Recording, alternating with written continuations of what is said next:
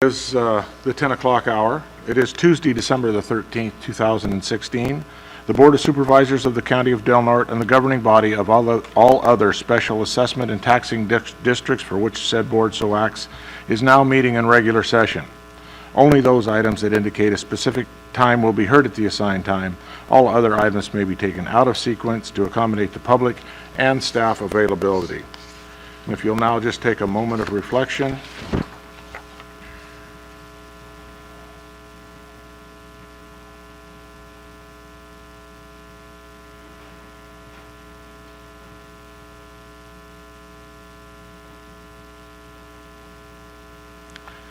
And if you'll now please stand, Supervisor Finnegan will lead us in the Pledge of Allegiance. I pledge allegiance to the flag of the United States of America and to the republic for which it stands, one nation, under God, indivisible, with liberty and justice for all.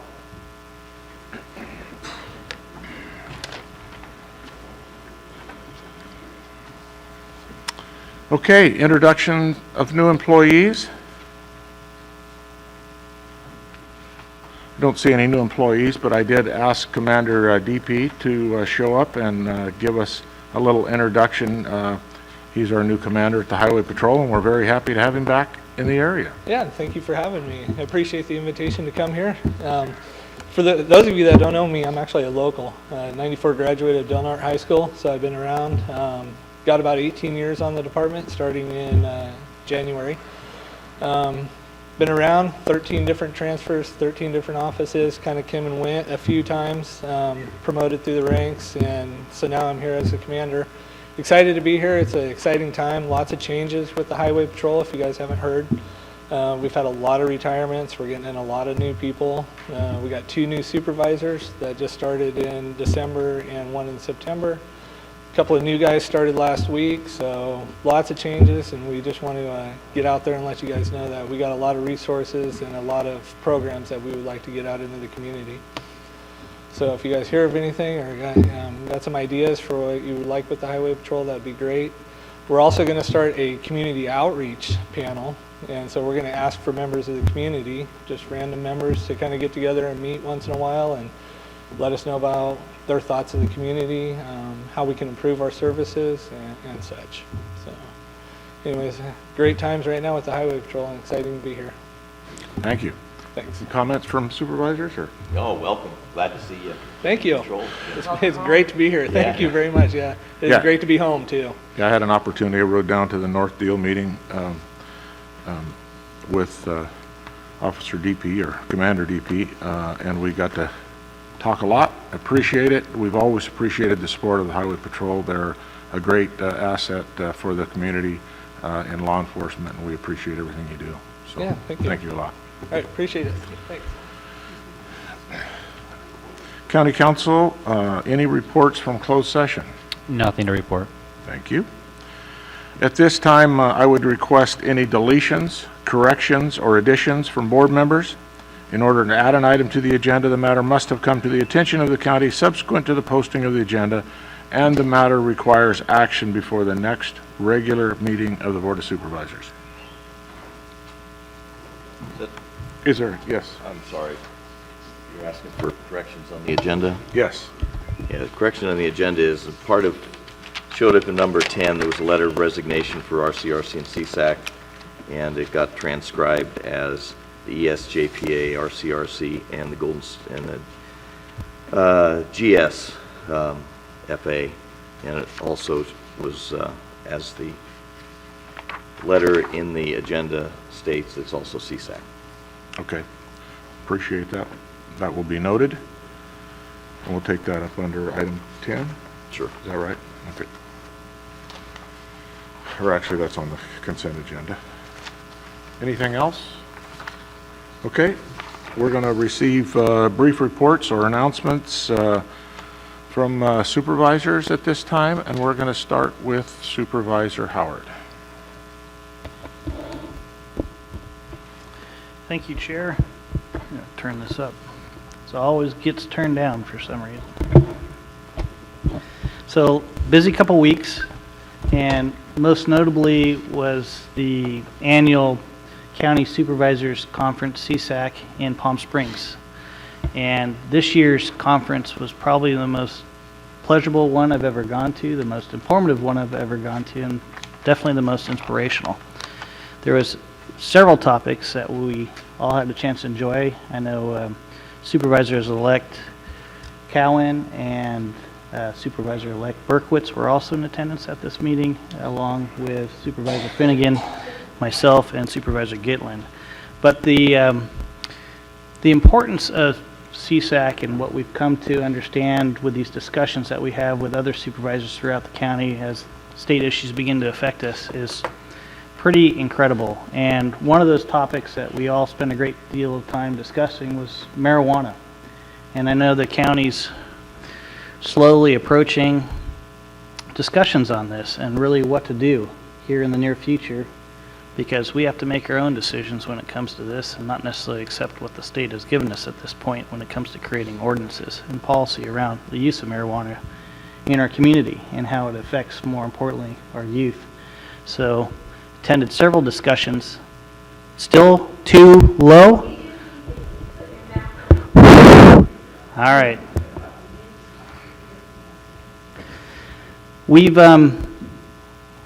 We have a lot to discuss with the use of marijuana in our area, and Triplicate's article today about usage in Curry County was interesting, to say the least. But how it affects our youth is definitely something that we discussed quite a bit. And more importantly, how it's going to affect others in our community and our neighbors. And so as these policies begin to roll out and we begin to have this detailed discussion next year, I hope we make some really wise decisions. In addition to those discussions, I also attended some very inspirational talks by individuals such as Chris Gardner, who was better known for a role Will Smith played of him in an Academy Award-winning movie, The Pursuit of Happiness. He gave great discussions on what it means to be we and not an I community, but we, and it really reflects well on hopefully the actions that this board will take in the coming years. In addition, we heard discussions from Dr. Freyton Lutz, who was a pollster during this last election campaign, and most may recognize him from Fox News and other news channels. Dr. Lutz really showed how the national state rhetoric and, more importantly, the trust of electeds has really declined dramatically throughout the United States. And a lot of trust really now rests with our local representatives, and that's a great deal of responsibility to bear. But it definitely gives us a resounding message to communicate more with our constituents and follow that lead. And we closed the week with a very inspirational talk by an individual by the name of Chad Hymas. Chad almost became a complete quadriplegic, but retained use of his upper body after a serious farming accident, and was laid up for quite a bit of time, and there wasn't much hope in his life. But he managed to change over time and create inspiration through his family, through his parents, about what life really meant and about, more importantly, how to treat others. And I think that message was conveyed very well at our conference to all the supervisors in the room as we watched a room of 500 people break into tears and not be able to hold back emotion.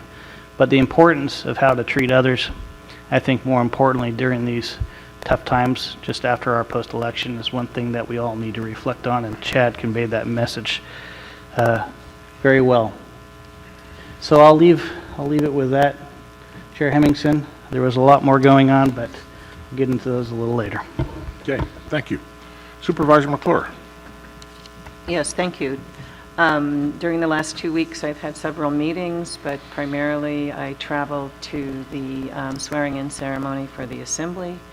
Got to meet 3 new Assembly members and spent a little bit of time with the Speaker and talked about rural issues, and then also spent considerable amount of time with Eric Bauman, who may be the next chair of the Democratic Party of California, and pressed him hard on the seriousness of rural California and the needs that need to be addressed by everyone that's working for the betterment of the citizens of California. And that was probably about it. I also traveled to the Coastal Commission hearing where, thanks to Tony Atkins, the Coastal Commission now has the authority to fine people who block public access ways. There were two very serious access ways that had been blocked in Malibu, that Malibu has over 20 access points, and 19 of them are closed. So they have a tendency to have closed their beaches in Malibu, and those are in the process of reopening. The first was the Malibu Inn. The owners of the Malibu Inn agreed graciously to assist the coastal staff in reopening the closed access way, and by the end of the day, their bill was about $925,000, where the other party involved had a house on one of the popular beaches in Malibu that is essentially locked off from the public because people have closed their access ways. And that landowner chose not to participate and ended up with a $4.1 million fine for access. So the access fine can go up to $11,000 a day, but it's dependent upon the value of the property. It's just an interesting twist on how to open up. You have to realize that in Malibu, for instance, people make fake no parking signs, and people paint red on parking areas to create the illusion that it's a no parking area when it actually is. And they put big giant pots of flowers and plants in front of a little tiny gate, so people don't really believe that that's a public access point. So we're very lucky to live up here where our beaches are open to everyone, and I hope that that continues to be the mantra of this county, is to continue to make sure that everybody on the coast has access to our incredible beaches, and that's what we pretty much worked on, and it's working statewide at this point. Thank you. Thank you. Supervisor Finnegan. Yes, thank you. I also had a couple of meetings.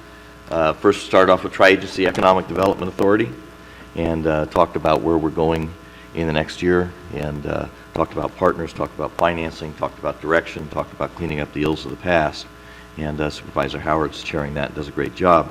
I also went down to the California State Association of Counties, was very fortunate to be recognized along with Supervisor Kanabe from Los Angeles and Kathy Long from Long Beach, or not Long Beach, Santa Barbara? I'll get it wrong. Anyway, with a Distinguished Service Award for putting in 20 years and acknowledging all the work that we did. We had Supervisor Howard reported out on a lot of the presentations, so I won't go over that, but we also elected the new officers, and Virginia Bass from Humboldt County will be, or is, the next, or current really now, second vice president representing rurals. So that will be our voice at the state level as far as rural counties go. And then, of course, we also elected our executive board for rurals as well as suburban and urbans. I think you're probably going to see as good a collaboration between the suburban, the urban, and the rurals, looking after the cause and the plight of the rurals as we have seen in the past, with Virginia Bass being there. Then we had an airport JPA meeting. Susan and Matthew, here in the audience, have done an excellent job there within the next probably couple of weeks. Certainly by our, well, at least by our next meeting there, or your next meeting, they will be awarding the contracts for construction. Great progress out there. If anybody has an opportunity to traverse the roundabout out there, or drive in, drive out, it's access is a lot better, and then you can anticipate that brand new terminal that's going to take place on the left-hand side or the west side. Then I went to RCRC, Regional Council of Rural Counties. Said my goodbyes there. We elected new officers, new rural people, and new second vice president, and also was recognized for 20 years worth of service. In fact, I guess I was the one that was longest in the tooth. Even the administration there were people that I hired, so way back when. So it was a great organization, and encourage our next people to stay involved. that as well as CSAC, because what you're probably going to see here, hopefully by the first of the year, is the governor again call the legislature back into a special session for transportation. They didn't have anything come to fruition in their last special session, and I know that they opened up arguing about immigration, so they are severely distracted, worrying about what's going to be happening in Washington, D.C., and how that will implicate funding and programs in California. What people should realize, no matter how important you think you are, that there is a supermajority of Democrats in Sacramento, in both houses, as well as a supermajority means that it's more than 2/3, and you also have a Democratic governor, and the prospect of a Democrat for the next governor is there too. So don't get hung up in, and we don't at a local level, between Republican and Democrat, but it's actually working together and recognizing who your leadership is and being able to work with them on our infrastructure, our roads, our social programs, our funding, et cetera. So good things, bright future there. And then finally I went to California Emerging Technology Fund, which was one of the groups that helped fund or support our infrastructure and broadband efforts. And they sort of switched a little bit with Sonny McPeak to neighborhood transformations. And, you know, I tried to beg off it and wasn't allowed to, because they had Contra Costa, Sacramento, and San Mateo as groups that were showing how you work together. And neighborhood transformations take everybody, all the entities working together. I'm talking about school districts, probation, mental health, social services, private nonprofits. And as close as we come to it now, really is a great first step, which is with the literacy program, literacy effort that we're doing here in Del Norte County.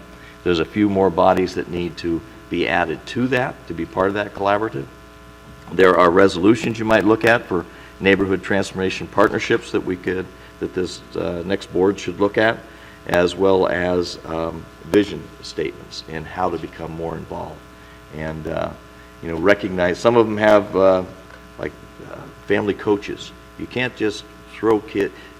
One school district has over 25% of its children are homeless. And so you can't just pretend that it's a homeless issue. It's an education issue, it's a family issue, it's a social issue, it's being hungry. It's, you know, it's a kid coming to school that doesn't have clean clothes, that type of thing. So there's a lot of work to be done. We probably need to look at some of that. You take best practices from a big county, realize you have the same thing here. Because it's smaller in numbers, you can probably affect change greater with the least amount of investment. So I'd encourage you to keep working on that. A couple of, briefly, and it'll be done, stats. Guy was talking about, number one, intentional forms for accidental collaboration. Think about that and practice that as you go forward. And then what happens out of that is random acts of excellence. There are, through the old CalWorks and the new one, there's CalWorks housing allocations, there's transitional housing and benefits. There's a lot of stuff out there that maybe we don't go after or are not aware of. Usually takes partnerships. CalWorks, CalFresh, there's free phones for kids, stuff like that. There's a couple of the stats that caught my eye or ear. In 1965, we started this war on poverty. So they've been at it for 50 years. 92 federal programs, $22 trillion, $799 billion in 2012 present, and 40.8% in California are poor or near poor. We have significant work that we have to do here. 4.5 million California people depend on food assistance. So that's the charge. Hope you guys take it up. Thank you. Thank you. Well, I also had a few meetings. I met with CDD staff to look at potential Prop 1 projects for funding. Certainly had Thanksgiving out of town with my family and friends. Went to the first scoping meeting for the changeover in the Red Mountain communication site. They're looking at 3 locations now, Rattlesnake Ridge, I think, Rogers Peak, and Alder Camp. And Supposedly, those are going to be enough to keep our area in radio communications. The maps that I saw didn't always reflect that in Delnart County, but Humboldt County does look like they're going to get a little more coverage, which doesn't seem exactly right to me. I think actually CAO Serena and I both went down to that meeting, and I'm pretty sure that he submitted some comments or is about to. We will be addressing maybe the issues of having a higher tower, more power, something to give us at least what we had before, and hopefully better than what we had before. We shouldn't be going backwards, we should be going forward. I was asked to be part of Senator McGuire's town hall meeting. I was asked to speak on behalf of the county on, I guess, more of a kind of a state of the county on how things are going and the direction of things. So hopefully you got a chance to be there. It was pretty informative, and as always ran longer than what it should have. I went to an advisory committee meeting in Brookings, Oregon on the ORW issue with the North Fork of the Smith River, the outstanding resource water. Just to clarify the position of the county, which we have not taken a position on that. We have not supported or opposed either one, but they have taken the letter of support that we did have for the mineral withdrawal and somehow misconstrued that as being support for the ORW.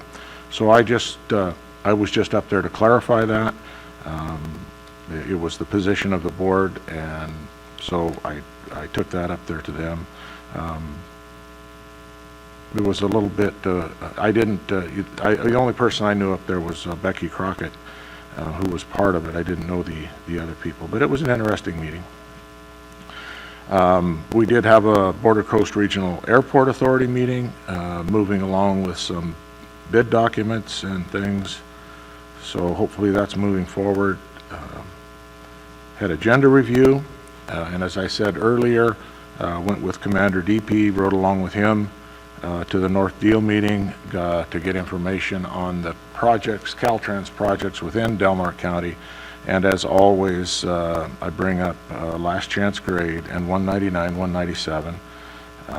And the 199, 197 project is really disappointing because for the last year, at every meeting, I've asked how that project was moving, how the letter of concurrence, actually it started out as a biological opinion, and that was supposed to have been done in before April of this year, and that didn't happen. And then it was a letter of agreement with Caltrans' assessment, and then it changed to a letter of concurrence, and at every meeting they said it should be done any week, any minute, we should be getting that.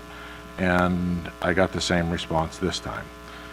But they said, no, really, this is going to happen. So we are still waiting on pins and needles for that.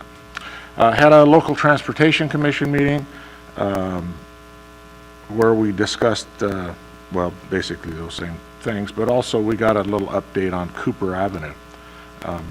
As I pull out of here every day, or have for the last 10 years, and then just automatically go out and turn left to go down Cooper, and then find out that that's not very productive, that you need to go the other way. So I continually, I'm getting better, I'm not turning that way. But anyway, we're probably looking at 6 to 8 weeks, and the county and the city are working together to get that remedied, and hopefully we'll see that happen.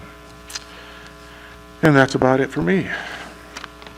So we have reached 10:25, and which is public comment period. Members of the public may address the board on matters which are within the jurisdiction of the board. If you are addressing the board regarding a matter listed on the agenda, you may be asked to hold your comments until the board takes up that matter. Please limit your comments to 3 minutes and identify yourself. Is there any public comment? Please come up. Hi, Linda Sutter, 5th District. I just want to say thank you to Mr. Finnegan and Mrs. McClure. I appreciate your knowledge, and I am concerned of where this county is going to go with the newly elect. Only because the knowledge that they've demonstrated was not up to par in my books.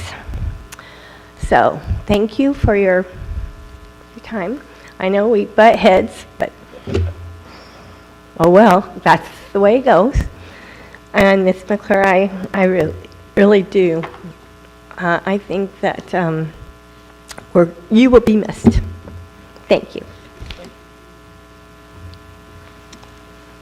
Is there any other public comment?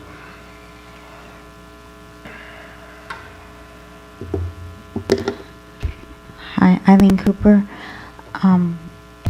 Just a reflection on also attending the last transportation meeting. And I think this board and our Transportation Commission is being very misled by by Tamara Layton. She misrepresents the seriousness of the lawsuit and the complexity of it. It is not just about a biological opinion. We filed a lawsuit both at the federal level and the CEQA level that deals with very substantial safety issues. The current first motion was simply give me one argument, in the judge's words, that is most direct, I suppose is the way the attorneys took it. That was the argument, fisheries. But what's not healthy for fish will later come out is not too healthy for people. And Ms. Layton also, the lawsuit if you go, you can read it yourself. The CEQA suit is there. It has yet to be put forth because the federal, took action. But that's on hold. All of the safety arguments are there that you've been hearing from the public. Not a one is omitted. Your board is being very misled if you think this is not complex and is just the tip of the iceberg. Because when you look back at the record in the EIR, all the comments except for the chamber and Mike Sullivan were all negative, all suspicious, and our worst suspicions have come to light. We were given a defective product from Caltrans that endangers the safety of this public. And until you come to terms with that, this is not over. This is not nearly over. This will not be over until we have a true safety project. And we don't want big trucks on that highway. That's no kind of highway to put big trucks on. Certainly with not a deficient product like that. So I think you're very misled by your executive director. Thank you. Is there any other public comment?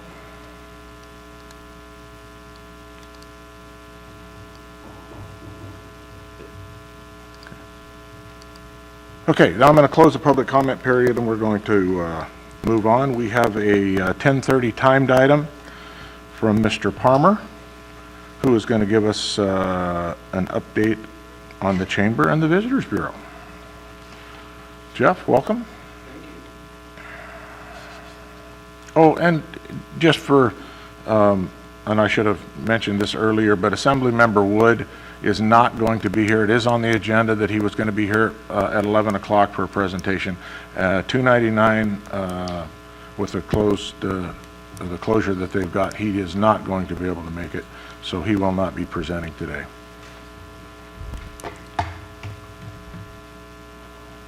All right, good morning. Chair Hemmingson, fellow supervisors, CAO Serena, staff. My name is Jeff Parmer. I'm the Executive Director of the Crescent City Del Norte County Chamber of Commerce and the Visitors Bureau. I'm not going to take a whole lot of your time this morning. I don't know if everyone is aware, but there is an independent study being conducted taking a look at the Visitors Bureau. And I guess taking a look as to whether or not it still belongs underneath the umbrella of the Chamber of Commerce. I don't know all the details because I'm not involved in the discussions, but I'm just here to talk about the good job that I believe the Visitors Bureau has done in the past, and to talk about some of the history behind it and maybe some of the differences between the Visitor Center and the Visitors Bureau, because sometimes I think people are a little confused between the two.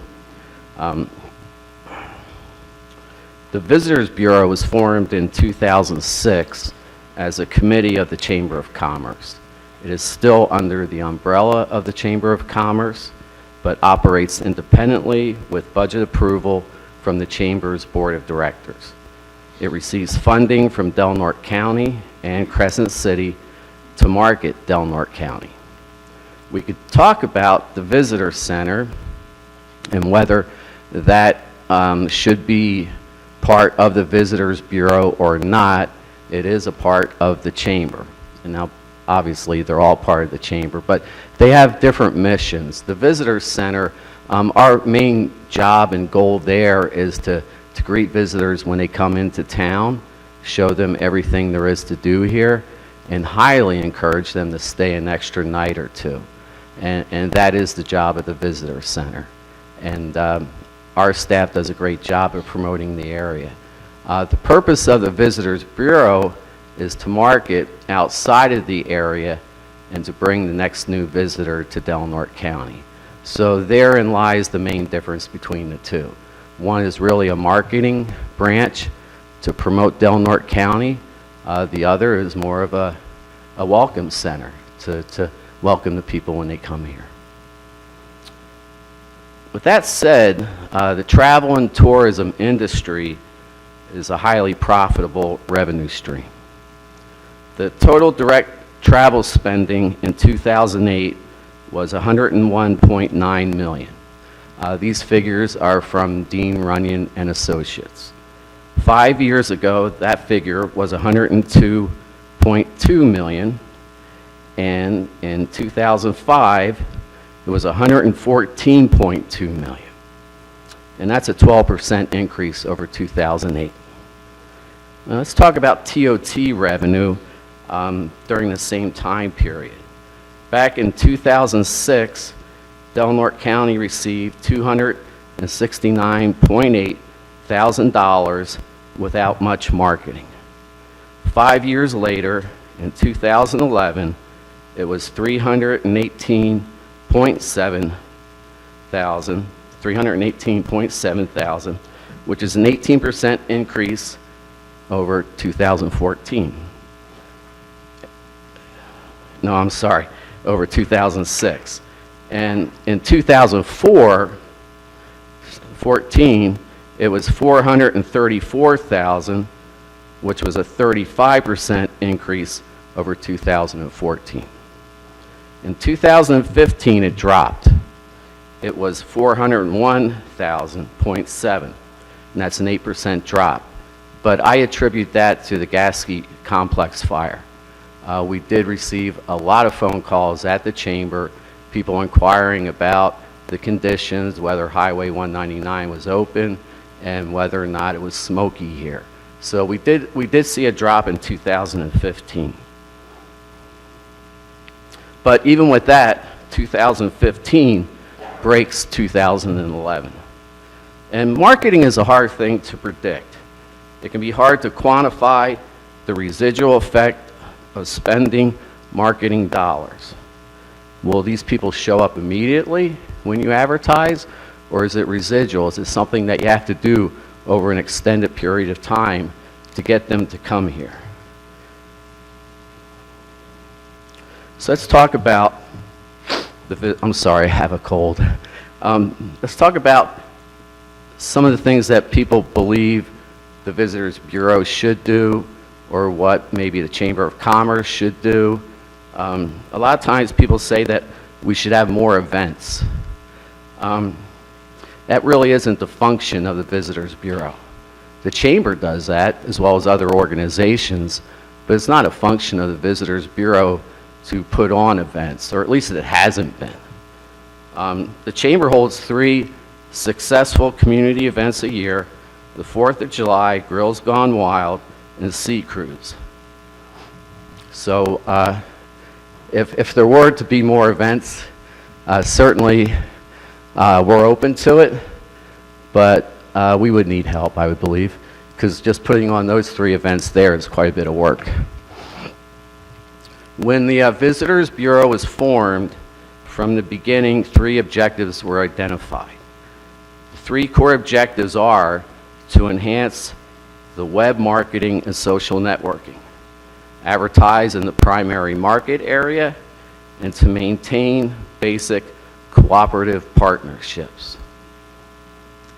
Now, I believe that we have handled 2 of those really well. 1, we've improved, but we're still making improvements, and that is in the web marketing area. But our partnerships are really strong. We are a member of the Humboldt-Del Norte Film Commission. I am on the board of directors of the Humboldt-Del Norte Film Commission. And the director, Cassandra Hesseltine, is also a board member of FLIX, which is the liaison board with the state of California to encourage filming in California. She does a great job of representing not only Del Norte County, but Humboldt County and the entire North Coast. And she is the officially recognized film commissioner of Humboldt and Del Norte County, as well as the state of California. And I have a great relationship with her and the entire board. We also belong to the North Coast Tourism Council, and I go to meetings. We generally have phone conferences, but we did have a meeting in Lake County a couple months ago, and Richard Strom with Visit Mendocino, and Richard Stenger and Tony Smithers with the Humboldt Visitors Convention Bureau I work with closely as well. And we do a lot of cross-marketing. We have links on each other's websites. This pertains to both the Film Commission and the North Coast Tourism Council. Now, advertising the primary market is mainly a 250-mile radius of Del Norte County, but we do advertise in other areas. Now, one of the things that we use, and I brought examples if you'd like to see them. If not, that's fine. But we print rack cards that we distribute up and down I-5 from Eugene to Ashland, Reading, and Anderson, and then on 101 from Coos Bay to Curry County. We skip Del Norte County, then we go Humboldt down to the Marin County line. We also produce a visitor map that we distribute primarily at the visitor center, but also to the hotels, restaurants, and attractions in the area.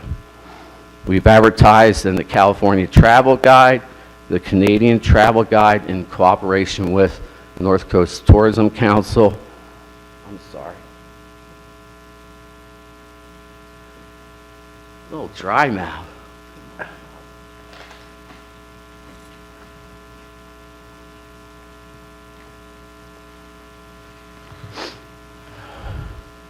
Okay, Fish Sniffer Magazine, 101 Things to Do. We are on the Go Wild River Coast app, mobile app, Oregon Coast Magazine, and others. All of our advertising drives traffic to our website. The Visitors Bureau recently has started promoting the Chamber events as well, especially in the Rogue Valley, to bring people over here. So Sea Cruise, the Find Your Park event, the tall ships, whenever we do that, we advertise in the Rogue Valley to get those people over here. We also do what we call opportunity marketing. Speaking of fires, when they had the fires in Grants Pass, Medford, a couple years ago, we advertised over there, get out of the smoke, come to the cool, clear coast. We redesigned our website in 2014 to make it mobile friendly. We had some pretty high costs involved with our website. We reduced the cost from $16,954 to $615 this last fiscal year. We're good stewards of the money that we receive, and we take it seriously. We have increased our social presence on Facebook, but that wasn't really that hard to do. Over 3 years ago, we had under 500 likes. We are now almost to 4,000.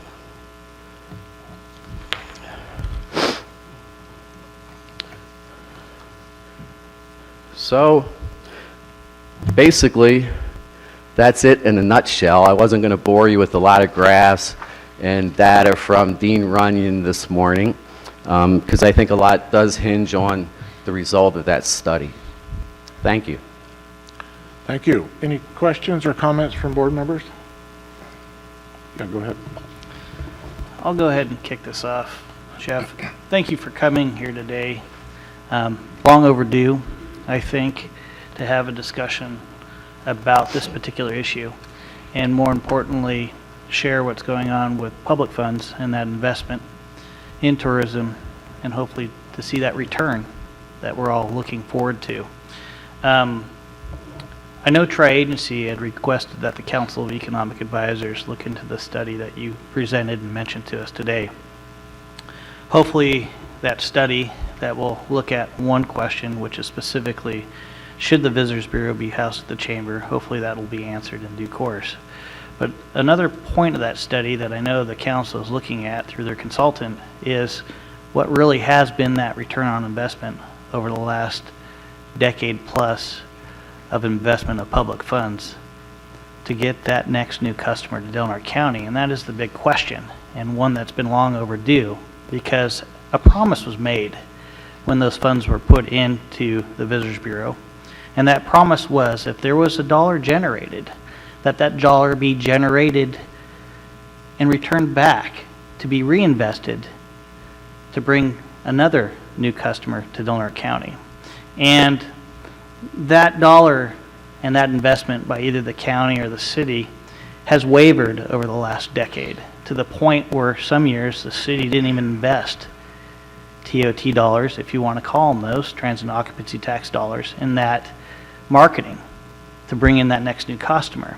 And I think it's been a failure on our part as electeds not to hold that promise, because as you've shown here today with some Dean Runyon statistics and just talking about TOT revenues that have come in, we've realized a return on investment. But to have it documented and have it shown in good faith and in a transparent way to our public is extremely important. And I wish the Chamber had taken on that task before the Council of Economic Advisors had to go and take a look at it. But that's fine. They're a neutral body, and they'll be able to really tell us what's going on out there. But the reason I bring this up, and more importantly as part of the conversation, is that I had a chance to spend a lot of time with a fellow supervisor in Mariposa County, their gateway to Yosemite National Park. And Mariposa County, not too dissimilar to Del Norte as a gateway, started really marketing in 2007, 2008. They formed, at that point, a business improvement district. And what was done at that time with that district, which was countywide, not just within the city, but that countywide district started to collect a 1% assessment on top of the current TOT collection. So they voluntarily, their motels, hotels, their vacation rentals began to collect a 1% tax, which would solely be reinvested in marketing Mariposa County as a gateway to the national park.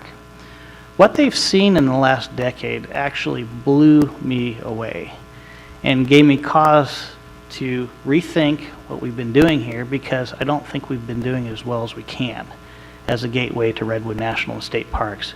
We have so much more to offer to world travelers, to national travelers, than Mariposa County.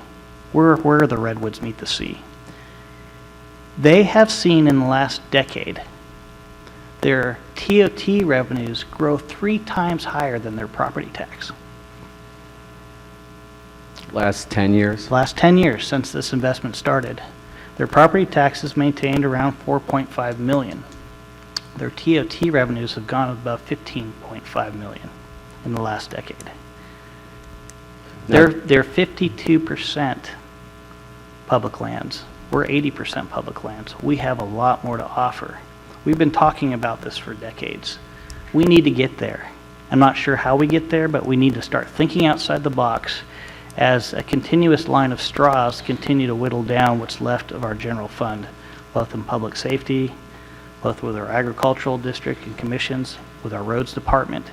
We need to start thinking about how our funds grow so we could get that return on investment that we're all looking for, not just the county, but our businesses that rely on this national state park.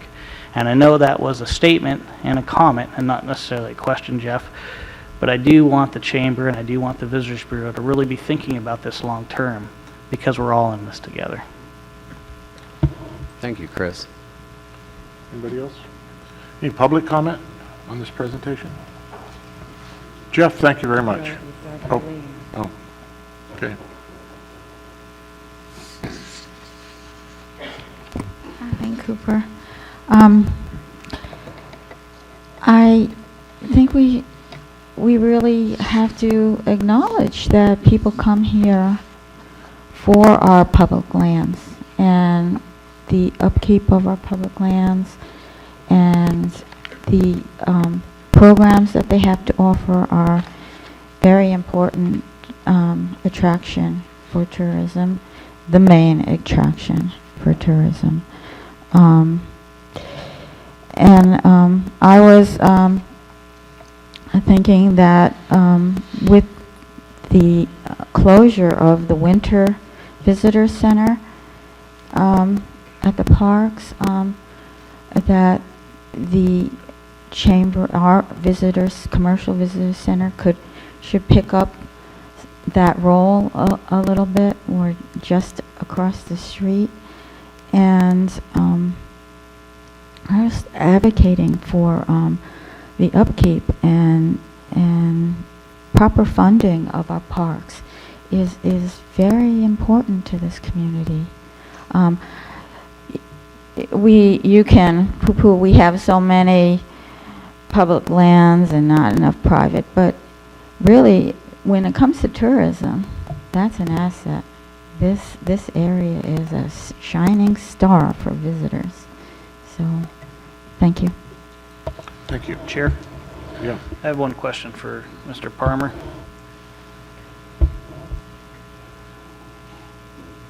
Jeff, what is the county and city contribution specifically to the Visitors Bureau? The counties is 63,400. The cities is 30. Do you think that's adequate to market Del Norte County? No, I do not. I was looking at some notes that I took, and I'm not sure if about the trends of the TOT and if there's a correlation with the marketing dollars spent. But I kind of found it interesting that in 2011 and 12, that 20% of the dollars that were spent on advertising was a result of the TOT. In other words, the dollars spent was 20% of the TOT. Following year, it was 10%. Last 3 years, it's been around 1. Now, does that mean we're spending less money, or are we doing it more effectively? But I definitely think with more money, we could do a much better job of marketing the area. I know in Humboldt, they formed a T-bid, and pretty much the same thing you were talking about. And if we could do something like that here, where we could have self-assessment and add a 1%, have that dedicated to promoting Del Norte County, I think you'd see great results. Yeah, go, sorry. Well, no, but along that lines, I think you guys sort of heard a backhanded recommendation. How much does the state, national park, national recreation area invest in marketing this area? And is there a coordinated effort between our private effort and the public effort? I don't know the answer. And then I would don't say, think why it's not? very much. I worked both at Oregon Caves National Monument and Crater Lake National Park. I don't know, I have not seen the National Park Service be a marketing organization. Other than when they did the Find Your Park event this year, which coincided with the 100th anniversary, I mean, they do a lot of materials to promote the park within the park, but as far as marketing the parks, it's generally not something you see done with the exception of this year. And that was nationwide, that they were promoting the 100th, anniversary. I might advocate you look to expand that partnership. Jeff, I don't think there's any question that this board's been a tireless advocate for the Visitors Bureau and the Chamber, but more importantly, the Visitors Bureau. We've maintained a consistent funding level for well over a decade. But again, we've got to think outside the box. Mariposa County, Humboldt County started the same place we did.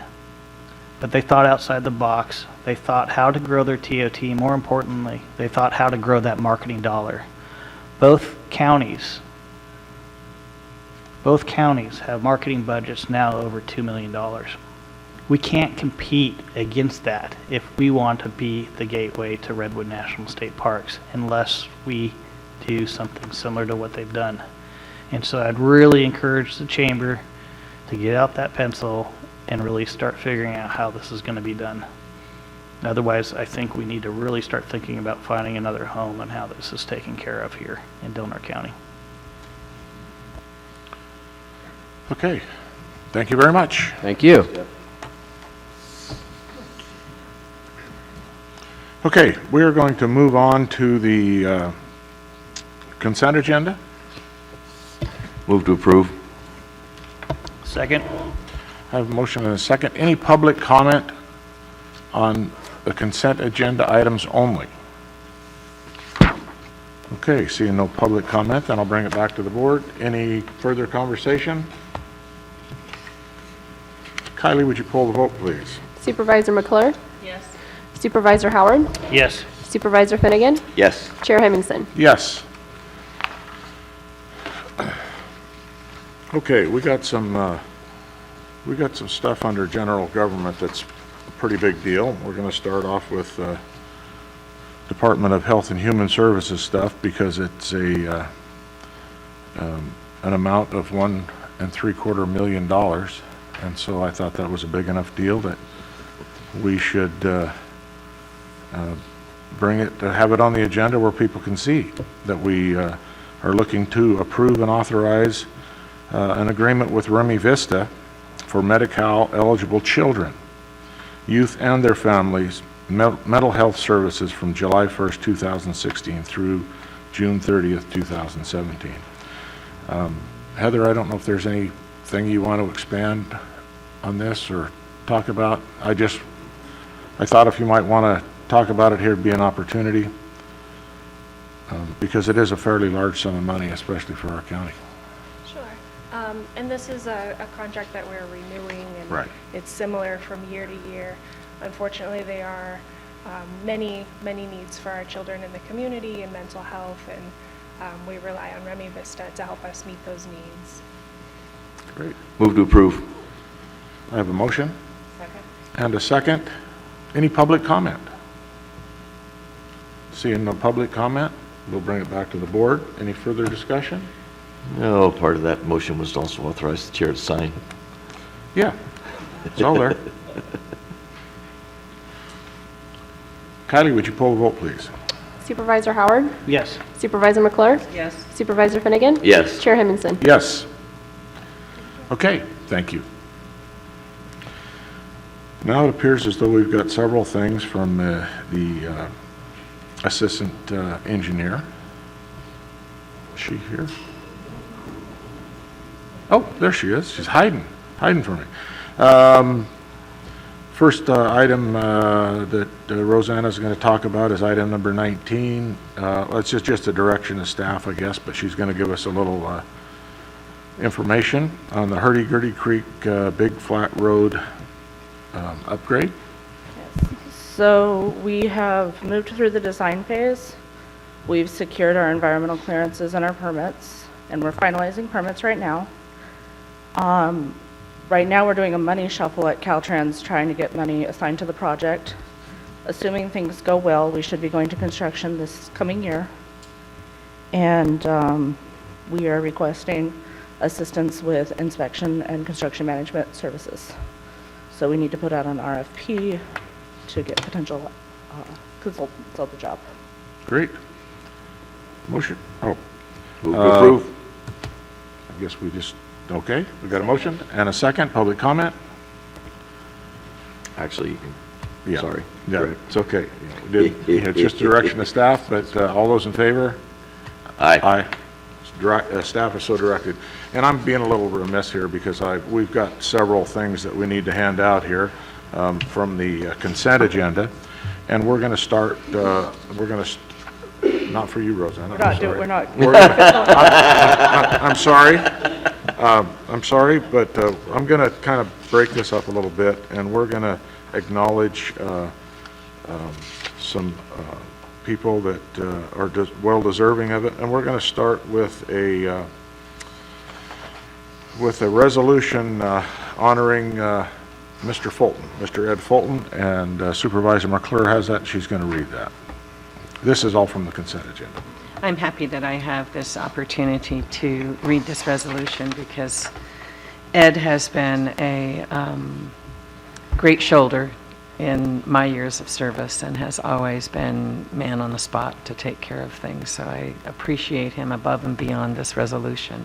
But it's a resolution of the Board of Supervisors of the County of Del Norte, State of California, honoring Ed Fulton, retiring Building and Parks Maintenance Superintendent. It's resolution number 2016-051. Whereas Ed Fulton will conclude his official service to Del Norte County as Building and Parks Maintenance Superintendent on December 31st, 2016, after serving Del Norte County for 31 years. And whereas Ed entered county service full-time as the Animal Control Officer with the Agricultural Department in 1985, before transferring to Building Maintenance Department and subsequently holding the positions of Building Maintenance Worker 1, 2, and 3, Building and Parks Supervisor, General Services Manager, and ultimately the Building Maintenance and Parks Superintendent. And whereas Ed has been a valued employee during his long tenure and is known for his ability to respond and attend to emergencies, his understanding of the myriad of equipment, systems, and pumps and wires and pipes are the lifeline to Del Norte County. And whereas Ed has seen the underbelly of the county infrastructure and has cleaned, fixed, dismantled, moved, distributed, and sometimes eliminated virtually every piece of equipment that allows the county to operate. And whereas, and now therefore be it resolved that the Del Norte County Board of Supervisors hereby acknowledges the diligence and dedication of Ed, who has exhibited during his many years of service in the county of Del Norte. Be it further resolved that the Del Norte County Board of Supervisors expresses its appreciation and best wishes to Ed and good luck in his retirement and personal endeavors, passed and adopted by the Board of Supervisors, County of Del Norte, State of California, on the 13th day of December 2016. Congratulations, Ed.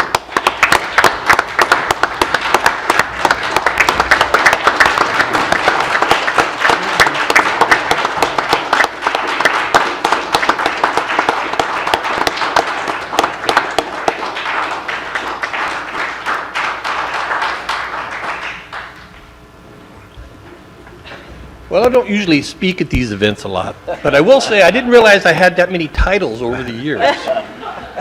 So I'd like to thank all the members of the board, CAO, former CAO. Janine's been a big help throughout my work here in Del Norte County, and hopefully the building maintenance staff moves on and doesn't panic when I'm gone. Thank you. Thank you, Ed. Appreciate your service.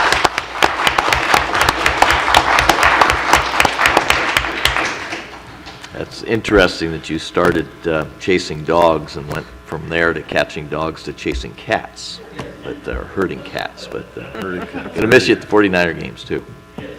Good work. Okay, we also have a couple of supervisors to thank and some resolutions. And also, I don't know what the order of presentation should be or if I should be doing this, but for Supervisor McClure, we have a certificate of special congressional recognition that is signed by Jared Huffman. And also, and I'm not familiar with this, the California Women's Leadership Forum.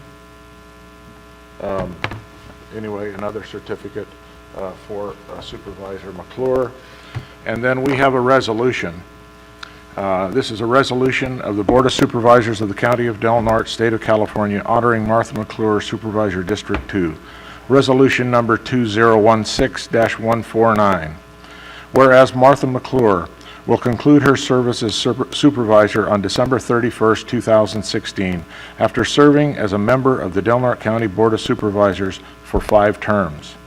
And whereas Martha was elected to the Del Norte County Board of Supervisors in June of 1996 and began her first term in January of 1997, and whereas Martha was appointed by her fellow board members to the position of chair of the Del Norte County Board of Supervisors in 2001 and 2005, and whereas Martha has been an advocate for the constituents of District 2, playing a crucial role in reaching out to diverse groups, and has been known for her ability to deal with diverse, emotional, and controversial issues, doing her homework and encouraging the community to debate numerous issues.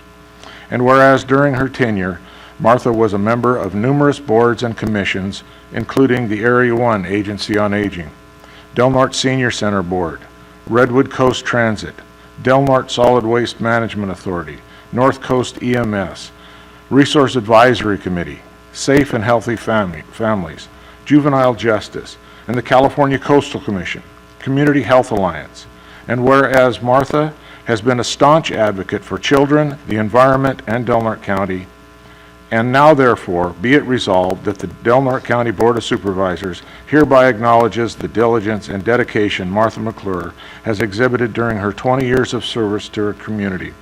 Be it further resolved, the Board of Supervisors expresses appreciation and best wishes to Martha and her family, and good luck in her personal endeavors, passed and adopted by the Board of Supervisors of Del Norte County, State of California, this 13th day of December, 2016.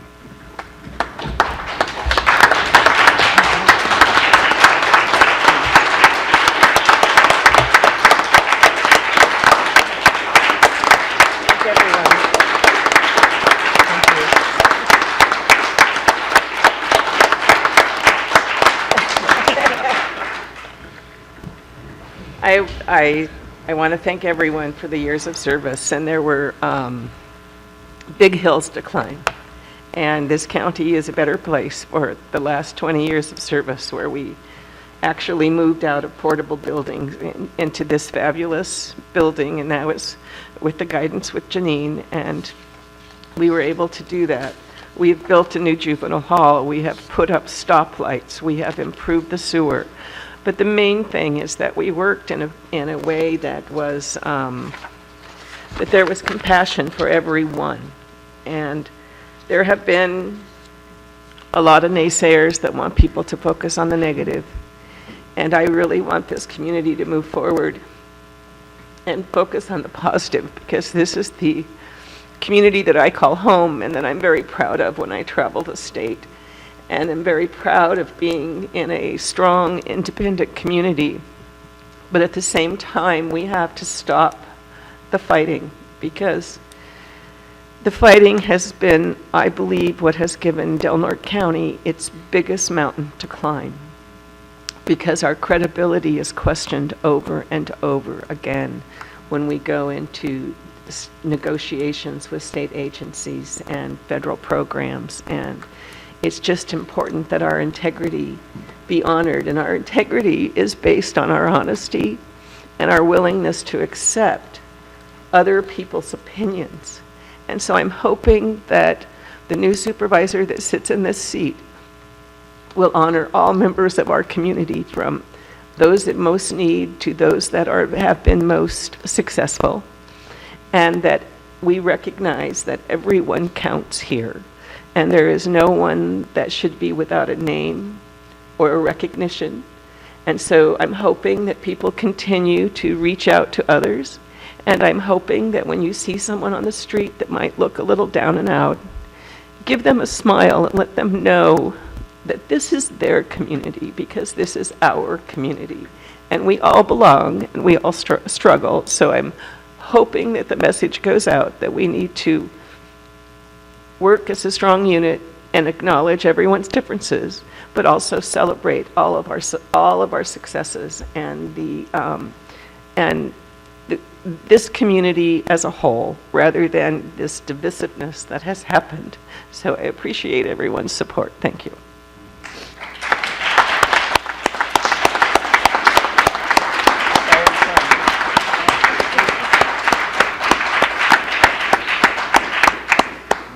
Thank you. Okay, we also have another supervisor that is leaving us, and he also has a certificate of congressional recognition from Congressman Huffman, as well as a resolution from the Board of Supervisors. This is a resolution of the Board of Supervisors of the County of Del Norte, State of California, honoring David Finnegan, Supervisor District 5. Resolution number 2016-150. Whereas David Finnegan will conclude his service as supervisor on December 31st, 2016, after serving as a member of the Del Norte County Board of Supervisors for 5 terms. And whereas David was elected to the Del Norte County Board of Supervisors in June of 1996 and began his first term in January of 1997, and served a total of 5 consecutive terms. And whereas David was appointed by his fellow board members to the position of chair of the Del Norte County Board of Supervisors in 2000, 2003, 2007, 2008, 2014, and 2015. And whereas David has been an advocate for the constituents of District 5, playing a crucial role in advocating for children and families, technology, natural resources, and the county airport infrastructure,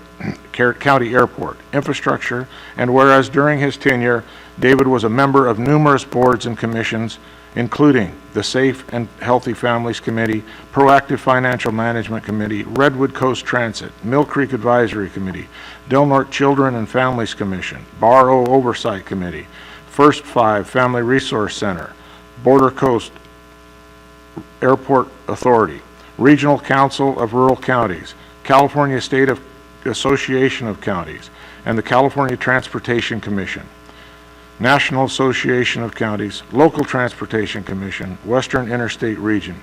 And whereas David has been a staunch advocate for children, families, his constituents, and Del Norte County, now therefore be it resolved, the Del Norte County Board of Supervisors hereby acknowledges the tenacity and dedication David Finnegan has exhibited during his 20 years of service to his community. Be it further resolved, the Board of Supervisors expresses appreciation and best wishes to David and his family, and good luck in his personal endeavors. Passed and adopted by the Board of Supervisors of the County of Del Norte, State of California, this 13th day of December, 2016.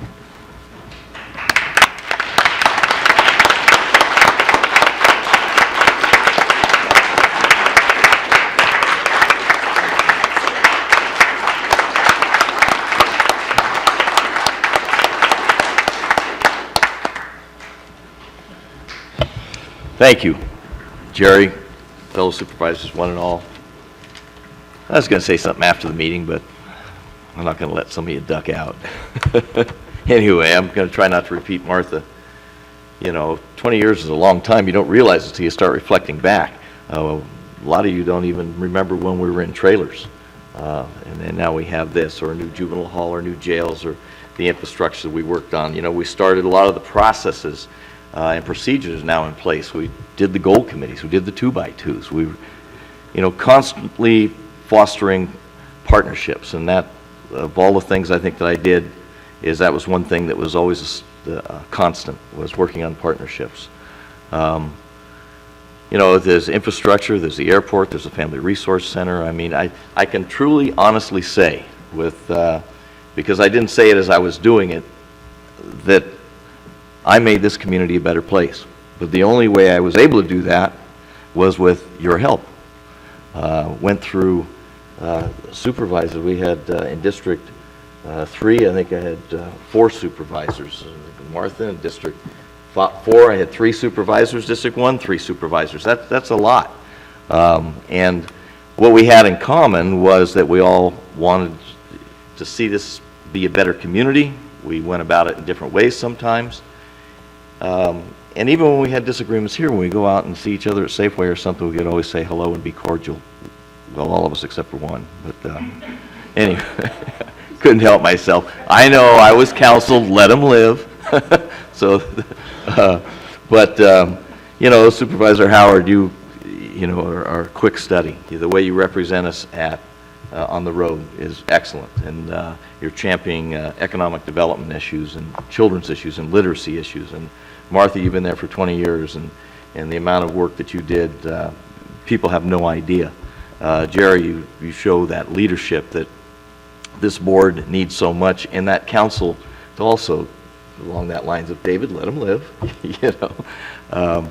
So it's leaving you in good hands with Jerry and with Chris. And CAOs, I think we went through 5 of those, you know, and not one single elected official is the same as when I took office. Not one single department head. And it was that group effort. There was always continuity with Susan at the airport, the transition from Jim Bernard to Matt Leitner. They kept the projects going. So while, you know, what I really appreciated was being able to give voice to those that were somewhat voiceless, to be able to be put in a position, whether it was the National Association of Counties chairing an airport subcommittee to where I could lobby for EAS, not because of me, you know, and I think you'll find all the supervisors the same way. We don't do it for our own headlines, but most of us, most of the time. And but it's that arguing for EAS because it's Del Norte County. When you go into the governor's office and he calls you Del Norte, hey, Del Norte, rather than Finnegan or rather than David. You know, it's those kind of relationships. It's a Western Interstate region. It's at the Capitol. It's being appointed to a couple of different governor's task force. It's advancing broadband, whatever that is. You know, I very willingly and with full knowledge and complete, you know, of free will, gave my time, sacrificed money, business, family, because, not to sound corny, but there was a higher cause, and it was for the entire community, and it's for what we leave our children. A couple of people I want to single out, staff is in general, whether it's Community Development Department, Heidi, your great staff, or the treasurer, the tax collector, every staff, social services. Went through a few different department heads there in the past, and I think we have one of the best we've ever had now. So I'm very happy about that. But there's a couple of people that helped me get the partnerships done behind the scenes. One's Janine Galeotto as a CAO and mentor, and the other's Patty Vernelson with the Family Resource Center and First 5, and how all those came together, and that's really what this county is about. So it's making it a better place for our kids. Thank you.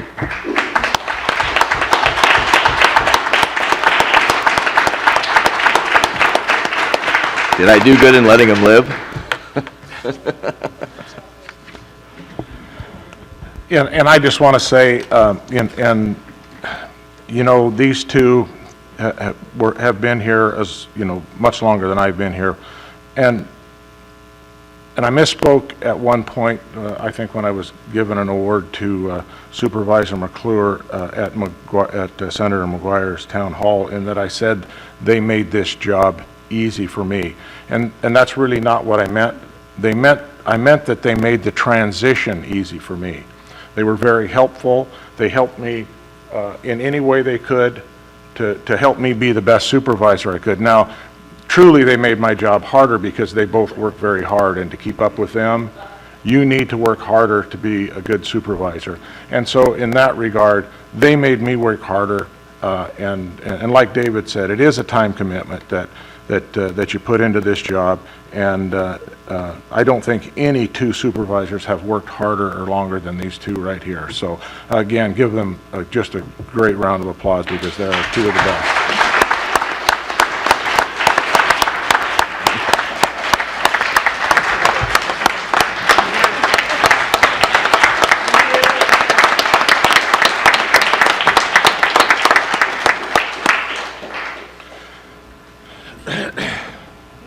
That's the most I've been appreciated in months. I used to tell people, if you get one call saying thank you every 18 months, you're doing really good. But you guys made it fun. Supervisor Howard, anything to add? Definitely ditto the chair's comments. I'm going to miss all the institutional knowledge, but I have promises from both that they're only a phone call away and that they really do care about this community and they're going to stay engaged. And I really know they will because they've done it for 20 years and there's nothing to stop them from going forward and continuing that great effort. Thank you again, guys. Okay, all right, now maybe we get back on track. I kind of took us off the rails and bring us back, and I guess I'm just scatterbrained, but Rosanna, you're, I guess, we got a FLAP grant application for a Requa improvement project in the Klamath Beach Road. So we submitted 2 applications 2 years ago, these same ones. They were received well by Federal Highways. The estimates were low. One of the biggest reasons on Requa was the foundations that we're discovering with our Hunter Creek Bridge project that's substantially changing the costs. And so we're hoping to resubmit, and yeah, that's pretty much it. Federal Highways did modify the scope a little bit when they did the scoping document. They wanted to potentially put in a structure rather than culverts for the floodplain and things like that, but this would also improve the surfacing of Requa Road as well as the culverts that are old at this point. Okay. Any public comment on this issue?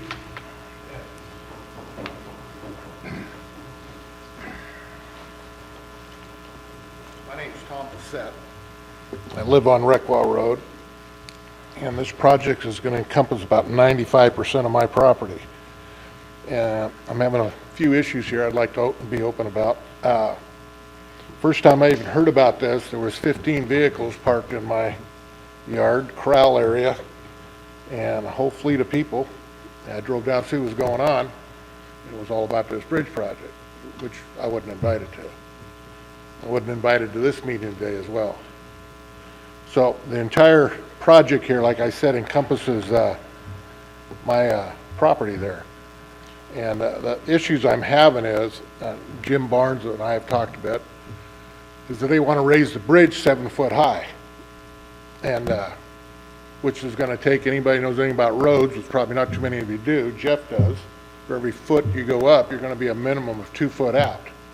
This is going to take in most of the roadway.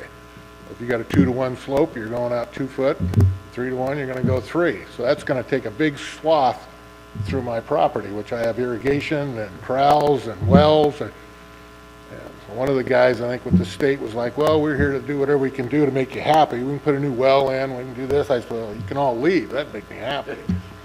And but the point I'm trying to bring here is I've had that property now for 20 years, and in 2005 was the only year that we actually couldn't access 101. And I went out there with my 4-wheel drive. There was about a foot of water going over Requa Road as well as Hunter Creek Bridge, which we're discussing. And but you couldn't go anywhere because 101 was flooded in on the south of that from a mile. And that's happened several times throughout the 20-year period I've had that.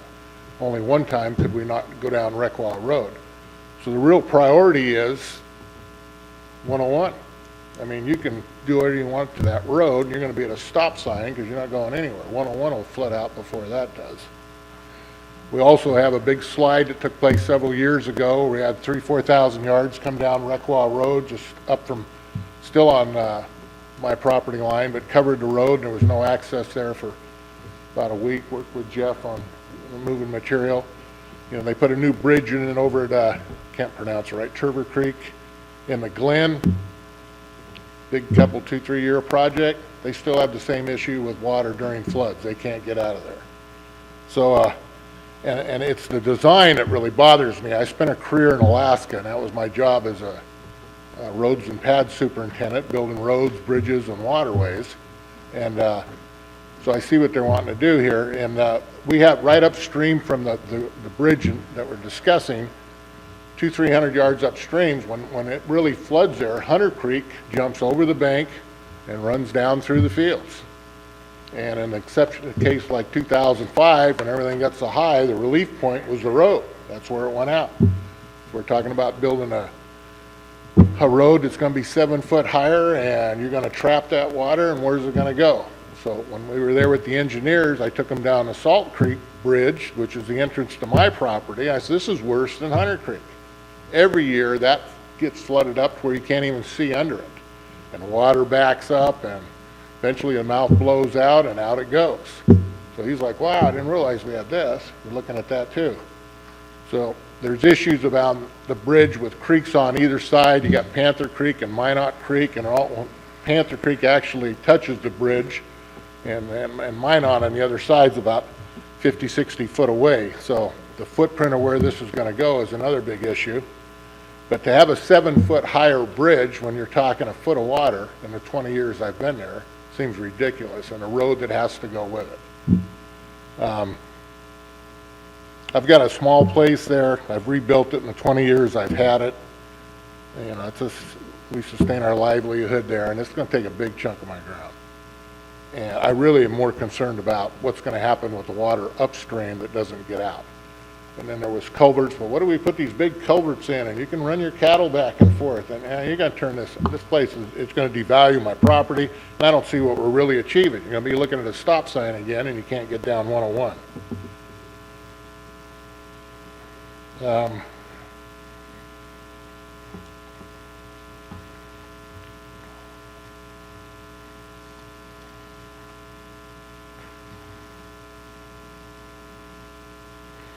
Another big issue here, which the engineers weren't aware of, was that the mouth of the Klamath River plays a bigger role, more so than the watershed.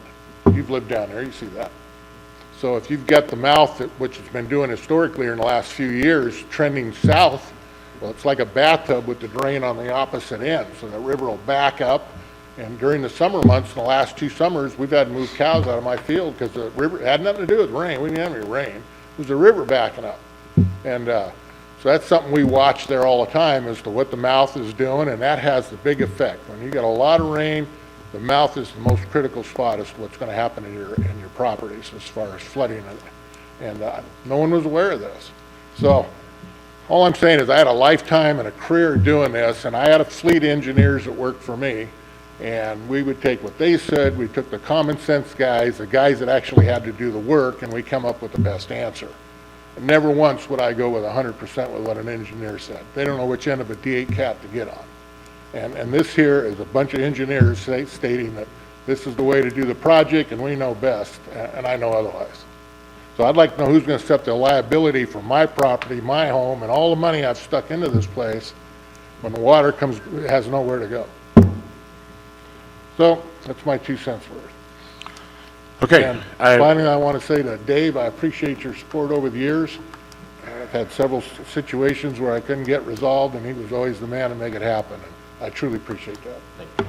I am sorry that they didn't include you as the property owner that they're going to affect the most in the discussions that they've had. But as far as this meeting and any other meeting, you're invited to all of our meetings. Well, I appreciate it. It doesn't seem like my input means much, but I'm telling you the truth. Yeah. Well, I don't know I don't know if this is a Caltrans engineered project or our engineered project or what it is that the funds that we're actually applying for, but I think it's their stuff that they're requiring, but I don't know that. Maybe Roseanne can speak to that a little bit. Thank you, Tom. So there's a couple different projects here that are blending together, I think, in the discussion that or his presentation. There's the Hunter Creek Bridge project. It's completely independent of this grant application. It's funded, it's moving forward. We're working through a lot of design constraints that are taking time on the project. Then there's projects on 101 happening with the Hunter Creek Bridge and the Panther Creek Bridge. And so that's going on. And then we have the grade raise project, which is the project we're talking about on Requa. And then there's a grade raise project on 101 that we cannot get Caltrans to tell us it has gone away. All they will tell us is it's on the shelf and it'll probably come out in the future. We don't have a timeline, but when they raise 101, they're not going to be putting money towards the Requa community, most likely, to support a grade raise on Requa. So this is our opportunity, or this is one opportunity. So that's where we're at. That's why we're moving forward. We're trying to move forward. We haven't represented this project to the tribe, who was the supporter last time. Mr. Bissett was also made aware during the scoping of the project. We didn't feel like we needed to call everybody up right now because this is the very beginning. This is, can we even submit an application? Thank you. So I'm surprised this is back before us, actually. I know Tom and I have climbed around down through those bridges and culverts and whatnot, and Jim Barnes was extremely helpful because I think the first take was they were going to have an off-ramp there going right through your fields rather than turning at Requa Road. So we got that turned around, and I thought that we had that solved. And then I know that, I guess the question, Roseanne, is this going to be Yurok tribal highway funding as well? I mean, is this blended funding? So it's the Federal Lands Access Program. And what it is it's money to support access to federal lands. And the tribe has a lot of federal lands on Requa. So that's why we brought them in as a partner. Also, they have members. Well, and it's also within their highway system. Yes. So we could, as the county, like we are on Klamath Beach Road, apply just as the county, or we could apply as the county with support from the tribe, which is probably what we'll do for both projects, assuming we move forward. Yeah, I think something that Tom spoke as a truism there is 100% of a recommendation from Caltrans engineers is usually 95% too much, maybe not 85%. The grade raise at McMillan is the problem. We do need to have something done to the bridge there on Requa, but to raise it 7 feet in the air, as somebody who's traveled that for years and watched the flooding patterns, I just don't, if you have to go out and take that much land, I don't see it.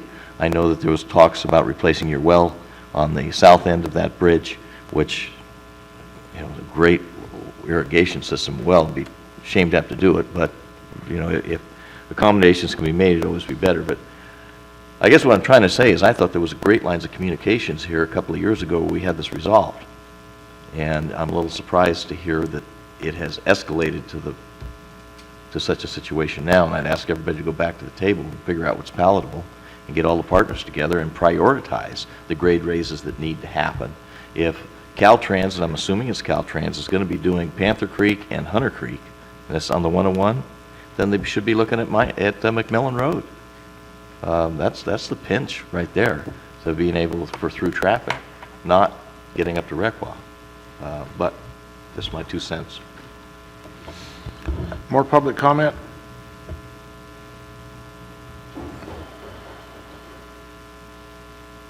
I'd just like to note, Eileen Cooper, that it struck me as odd when I was engaged in the regional transportation plan, that all of a sudden, out of the blue, it seemed to me, this project was elevated to a top priority. Okay, well, somebody knows something I don't know, and I didn't have time to look into that, and I'm not involved with it. But it does seem odd that it would get elevated without a comprehensive look at the situation. It doesn't seem like good planning to me. Thank you. And just as a note, it was on our priority list last year when we applied for the grant the first time, so, and has been on our priority list. So. Yeah, and my clarification is I just didn't realize it was such a severe grade raise.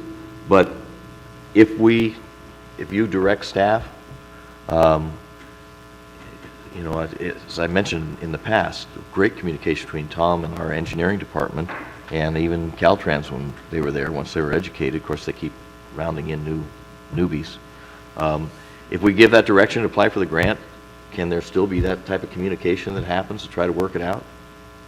I'm guessing that this is just Okay.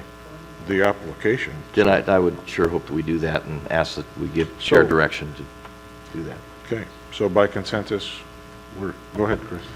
Thank you, Chair. You know, I'm kind of in agreement. I've known Tom a long time. I've never known him not to steer away from a challenge, and this is a big challenge for his property. And Tom makes a strong point here, and I know David's reflected on that. You're going to create a dam, raising that grade 7 feet high with one outlet. Oh yeah, you will. It'll be a dam. I guarantee it. 7 feet of roadway raised at the high points. Where's that water going to come out? It's going to come out in his backyard.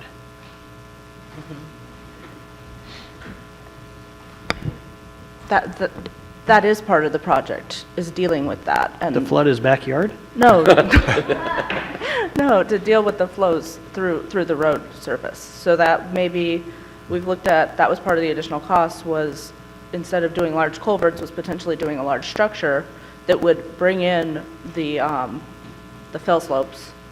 And so he wouldn't lose, we don't know what he's going to lose for land, what we have for right-of-way and stuff right now, but it would tuck in the fill slopes, put a structure in that would allow the water to flow and hopefully not increase. It would be designed not to harm him, Yeah. basically.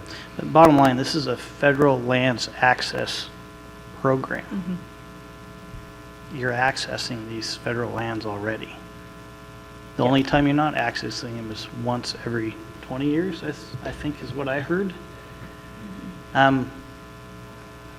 I don't know. It's a tough balancing act when it comes to what I'm seeing as a proposed access issue versus property rights. And I'm glad Mr. Bissett has brought this to the table and discussed it with us today. Well, and you could probably, if it's a federal project and BIA money as well, state money, do a causeway, you know, raise the whole thing so you can flow throughout the whole thing, not just dam up the approach. So, and then you don't have to worry about excess right away either. So. Okay, anything else? Can I get consensus that we will direct staff to Yes. Chris? No. Martha, you good? I'm good. Okay, so we will direct staff to apply for these, for this flat grant application. With the continued inclusive communication. I think that's all part of the deal. Okay, so we're going to move on to item 21. Approve and authorize the chair to sign and accept the Parkway Drive Safety Project as complete, as requested by the assistant engineer. I'm guessing you're telling us it's complete? You don't know? That's it. It is complete. Are there any questions on the project? No, just for clarification, this is what Sunberg did. This is the Yes. safety. This has nothing to do with the repavement of. Yeah, the chip seal was done by the roads division. Right. For the public. When I vote to approve it, I want them to know that it was for the Sunberg job. Okay, can I get a motion? So moved. Second. A motion and a second. Public comment. Seeing no public comment, then we'll bring it back to the board. Any further comments, questions? Kylie, would you poll the vote, please? Supervisor Howard, Yes. Supervisor Finnegan, Yes. Supervisor McClure, Yes. Chair Hemmingson. Yes. Okay, item 22, approve and authorize the county engineer to sign the change order adding lift station number 10, Seawood, to the sanitary lift station rehabilitation project upon approval, Elk Valley Rancheria, and 2, reduce the county engineer's change order authority to $24,150, which is equal to the remaining project funds as requested. Anything you want to add? For the sake of, I forget if it's public contract code or government code, but the county engineer is only authorized so many dollars before the board has to make an authorization. And so not only is the additional lift station above his change order authority, but also we want to make sure that you're clear that you will be giving back change order authority to him in the remaining balance, which is what he can have. Okay. Motion? Move to approve. Second. I have a motion and a second. Public comment?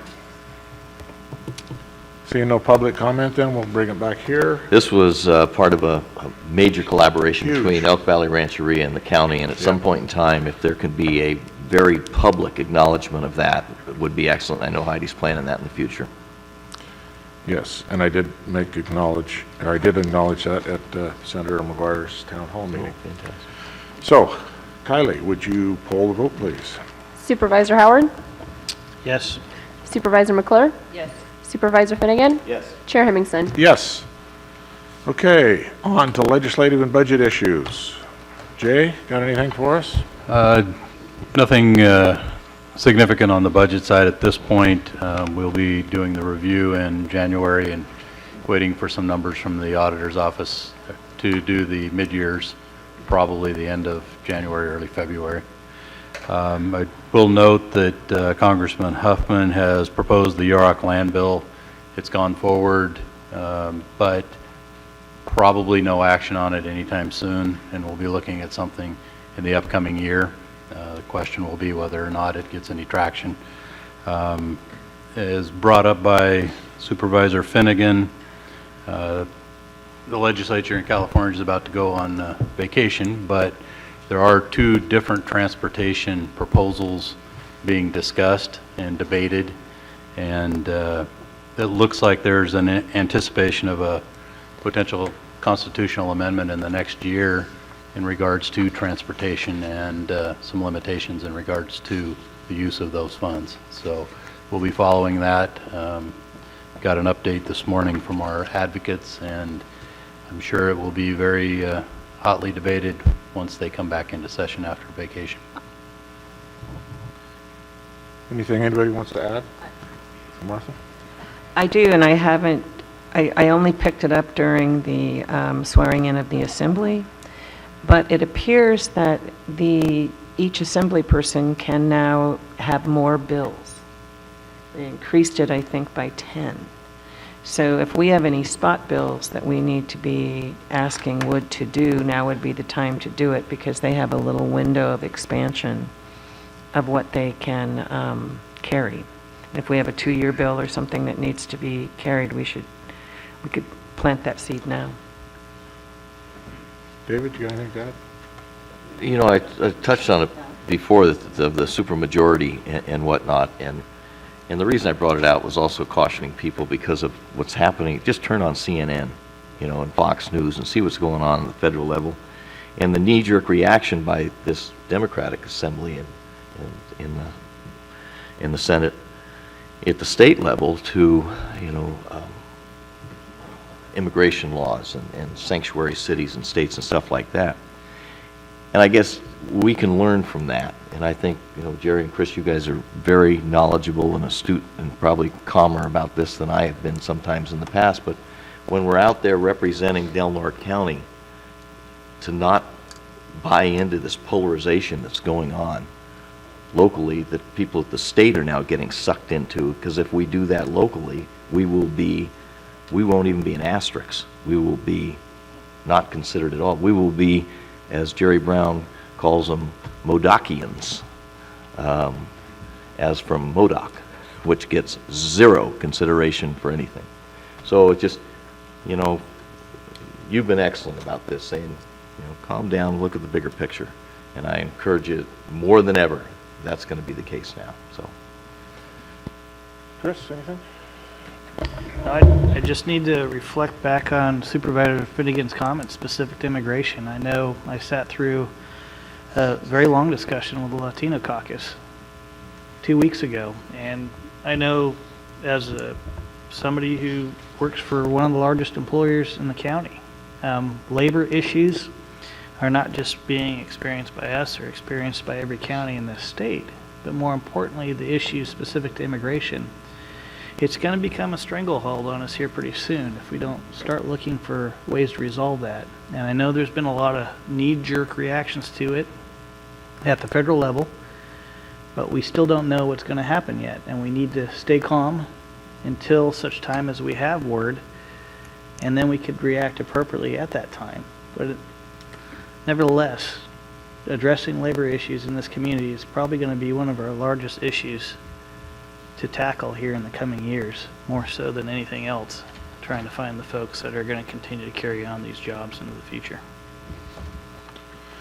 Okay, just a reminder, the regular Board of Supervisors meeting scheduled for December 27th at this point is canceled. Our next meeting will be January the 10th, I believe. And with that, if there's nothing else, Thank you. Thank you both. Thank you both. Good luck. We are adjourned.